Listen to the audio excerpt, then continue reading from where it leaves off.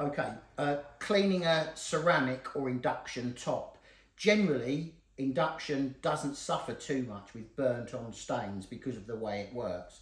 But if you do get a hard to remove stain on your ceramic or induction top, something that won't come off easily, the best thing to do, use your hob cleaner, pop a little bit on over the whole area, and then first of all wipe in with just some kitchen roll or a cloth, cover the area fully.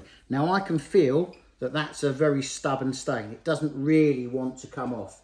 So I'm just using a bladed scraper, and you can use that quite safely. The glass is super tough on ceramic and induction tops, so it won't hurt to add a little bit of a scrape to those burnt on areas, and then a quick wipe over with a damp cloth to take off the excess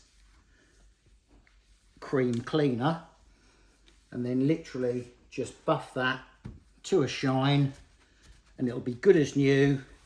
And the hob cleaner will also condition the hob, and it makes it much easier to get stains off in the future.